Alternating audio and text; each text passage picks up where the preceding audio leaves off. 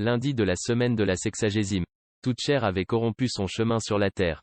Genèse 6h12, la terrible leçon, alors, que les hommes avaient reçue en étant chassés du paradis par la personne de nos premiers parents, avait été sans effet. Ni la certitude de la mort, alors qu'ils devaient se présenter devant le juge divin, ni les humiliations qui accompagnent la première venue de l'homme dans ce monde, ni les douleurs, les fatigues et les épreuves qui assaillent tout le chemin de la vie, n'ont soumis le cœur des hommes ou les ont soumis à ce souverain maître, dont la main était si lourde sur eux.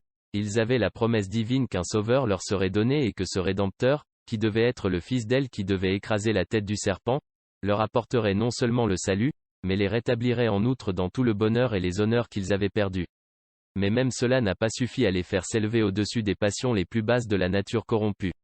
L'exemple de la pénitence d'Adam pendant 900 ans, et les avertissements qu'il pouvait donner avec tant de sensibilité qui avaient reçu de telles preuves de l'amour et de la colère de Dieu, commençaient à perdre leur influence sur ses enfants, et quand il descendit enfin dans la tombe, sa postérité devenait de plus en plus insouciante de ce à quoi elle devait leur Créateur.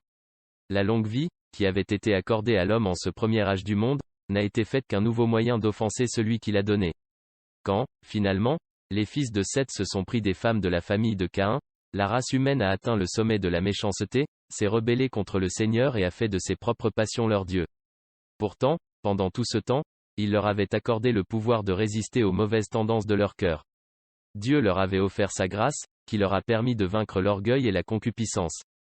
Les mérites du Rédempteur à venir étaient déjà présents à la justice divine, et l'agneau, tué, comme nous le dit Saint Jean, depuis le début du monde, Apocalypse 13/8, a appliqué les mérites de son sang à cela comme à chaque génération qui existait avant que le grand sacrifice ne soit réellement immolé.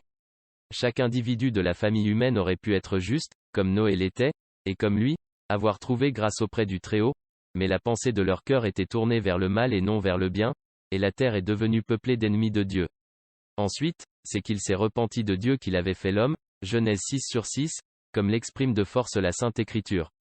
Il a décrété que la vie de l'homme sur terre devait être abrégée, afin que la pensée de la mort soit toujours devant nous. Il a d'ailleurs décidé de détruire, par un déluge universel, l'ensemble de cette génération perverse, ne sauvant qu'une seule famille. Le monde serait ainsi renouvelé, et l'homme apprendrait de ce châtiment terrible à servir et à aimer son Seigneur souverain et Dieu. Nous trouvons la formule liturgique suivante dans le missel mozarabe. Rien ne pourrait être plus approprié à la saison de la Septuagésime. Missa, Dominique ant carne tolendas. Voici, nous approchons maintenant de ces jours de salut, que le cycle de l'année nous rapproche, et où nous désirons, par l'exercice de l'abstinence salutaire, appliquer un remède à nos mauvaises actions. Car, comme le dit l'apôtre, c'est le moment acceptable, et ce sont les jours du salut, où un remède spirituel est donné à l'âme qui le cherche, et où les délices maléfiques du péché sont enracinées dans l'esprit. Par la présente, nous, dont les mauvaises habitudes nous forcent toujours à une tendance à la baisse, sommes encouragés par la miséricorde édifiante de Dieu à nous élever au-dessus de cette terre.